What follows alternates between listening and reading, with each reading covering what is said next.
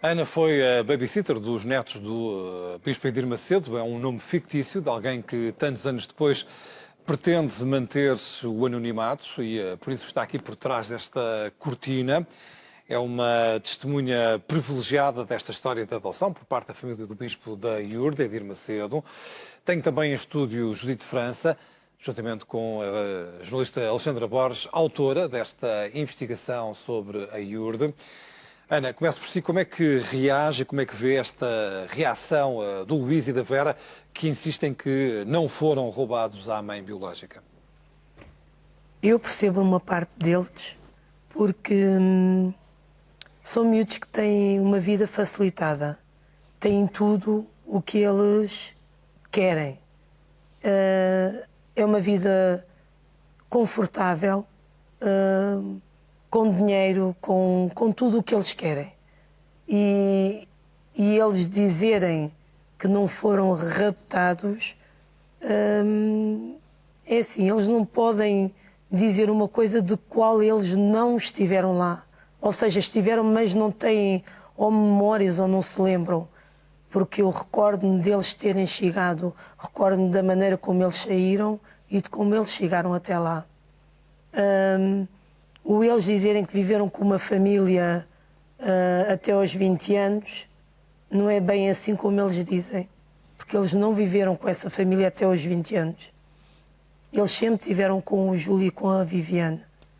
E é natural que eles agora venham dizer que não foram raptados e porque é uma vida confortável, é aceitável de se perceber isso.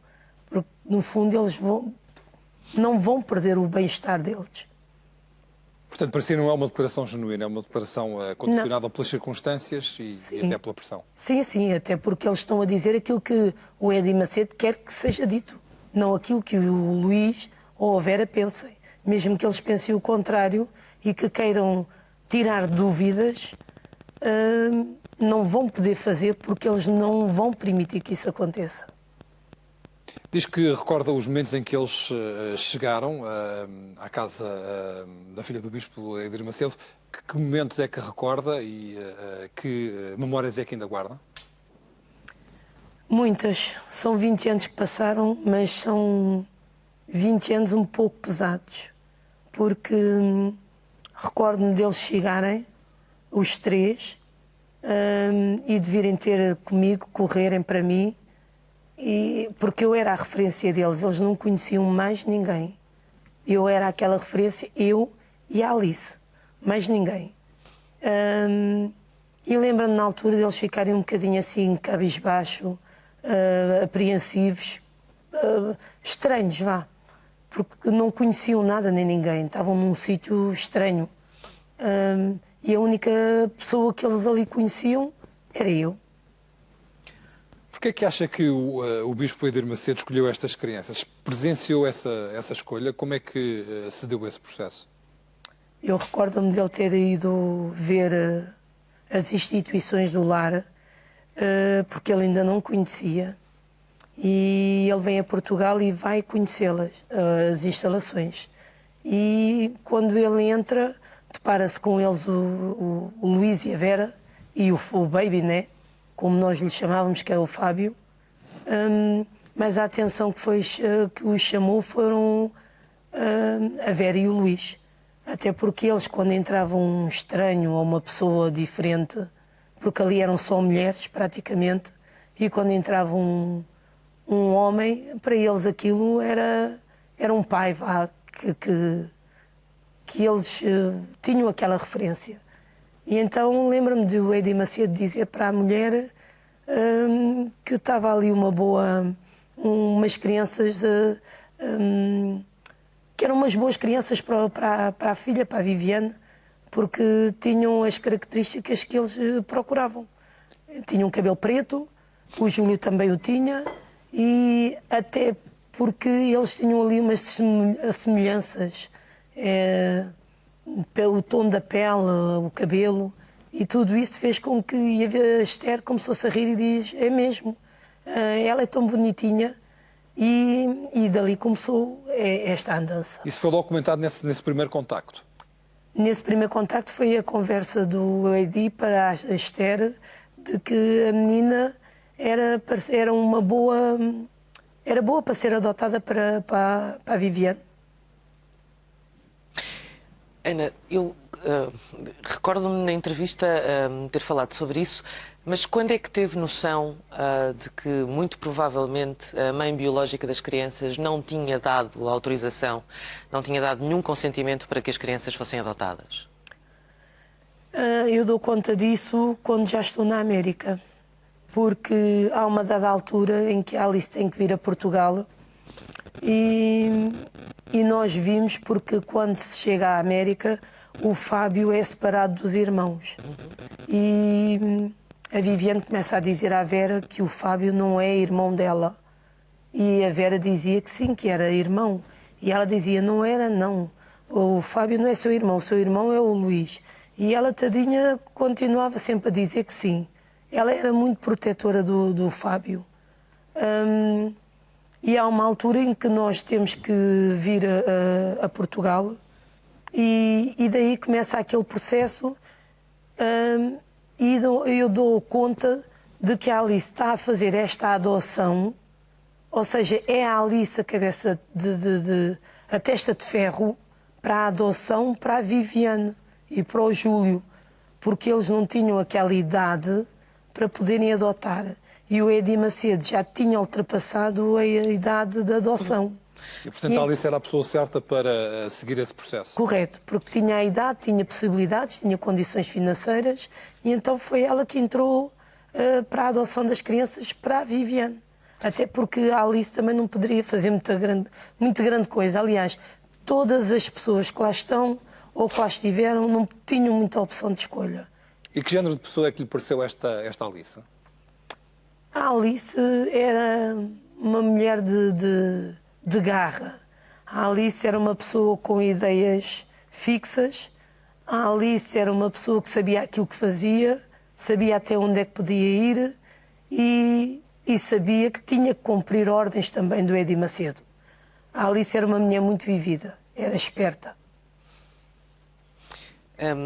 Quando regressou a Portugal, depois de ter deixado a casa de Edir Macedo, ainda procurou esta mãe, ainda lhe quis dizer onde é que estavam os seus filhos? Sim, eu quando vim dos Estados Unidos eu tinha os dados dos pais deles, porque eu tive acesso aos documentos deles, então tirei o nome dos avós, dos pais, a morada, tudo aquilo que... Porque já desconfiava de alguma coisa? Sim. E então eu agarrei, quando cheguei, eu cheguei em maio de 98 a Portugal e eu em junho desse mesmo ano começo a bater a Amadora e a casa onde eles supostamente moravam. E bati lá, aquilo já estava assim um bocado degradado e o quintal tinha assim umas ervas muito altas, dava para ver que já não habitava ali ninguém.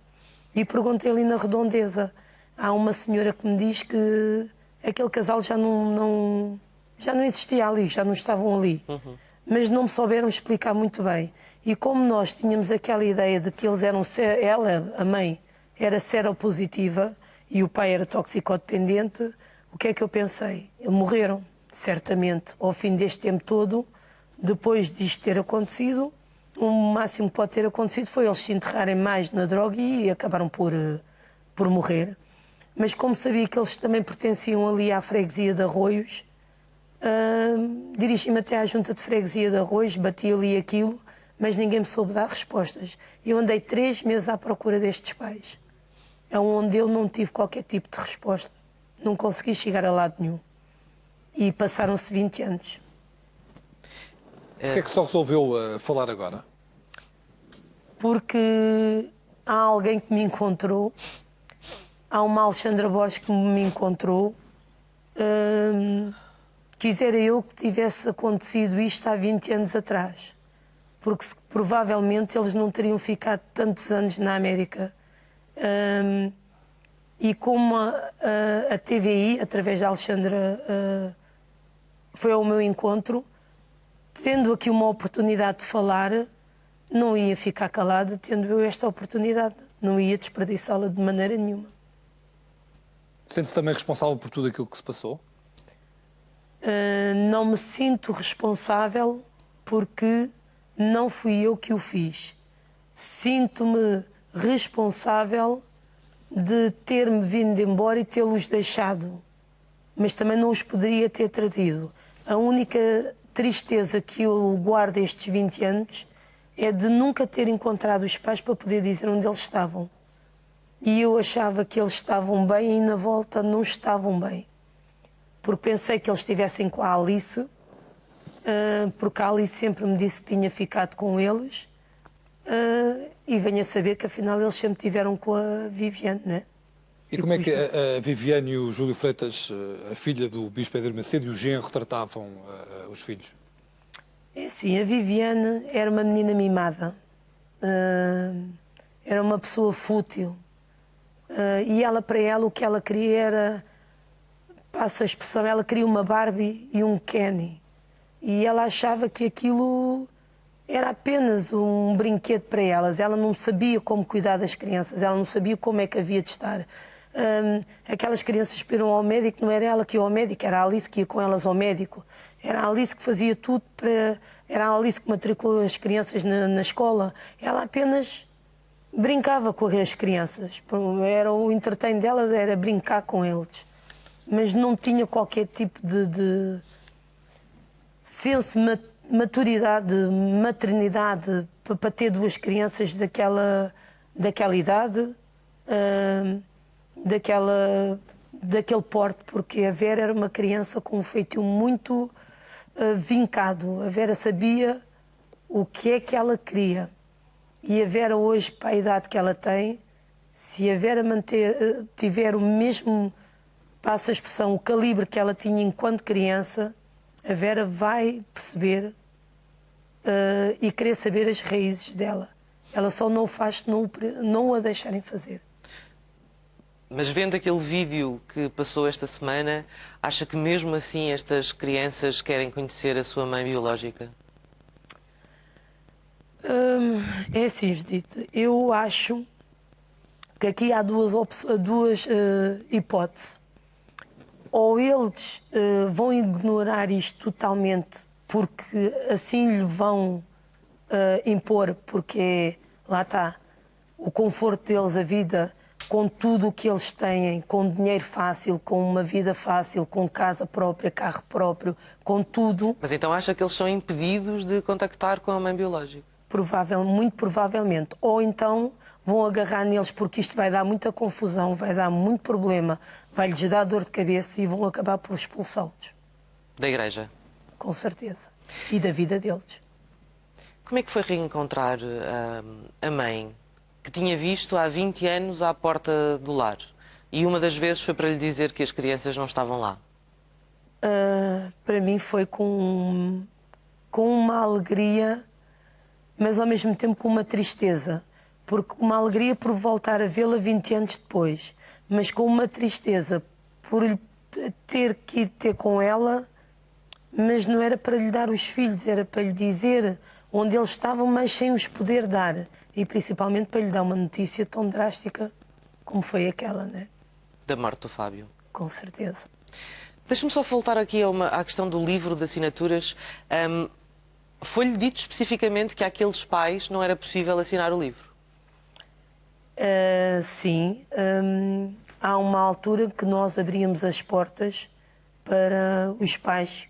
Batiam à porta e nós abríamos a porta.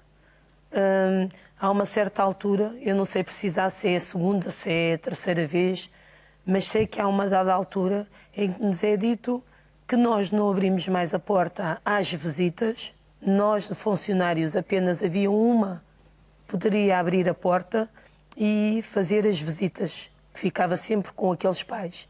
E o livro de visitas não era para ser dado para assinar àqueles pais.